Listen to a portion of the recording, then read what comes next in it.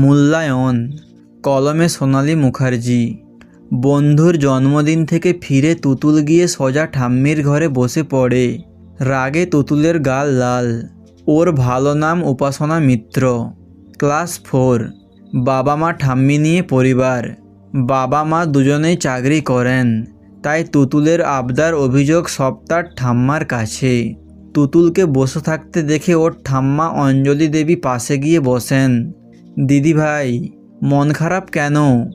আনন্দ করে মায়ের সাথে বন্ধুর বাড়িতে গেলে, তারপর হলোটা কি?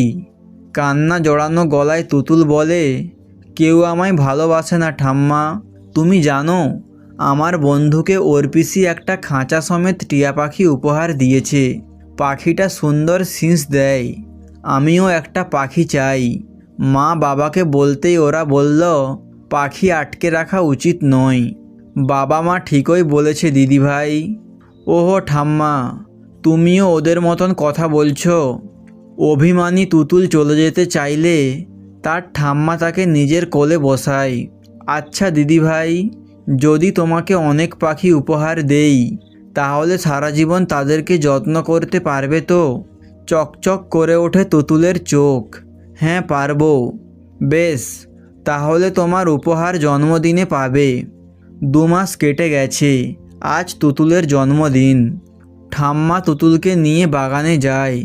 পাখি কই ঠাম্মা? আসবে দিদিভাই, ওরা নিজেরাই আসবে, কিন্তু তার আগে ওদের আসার ব্যবস্থা করতে হবে তো।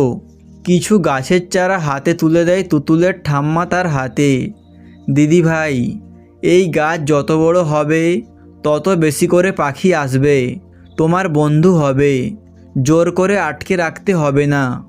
বলো দিদিভাই, তুমি কি করবে? একটা পাখি আটকে রেখে জোর করে বন্ধুত্ব করবে, না ভালোবেসে বন্ধুত্ব করবে? সেদিনের ছোট্ট তুতুল ওর ঠাম্মার দ্বিতীয় প্রস্তাবটা মেনে নেয়। অনেকগুলো বছর কেটে গেছে।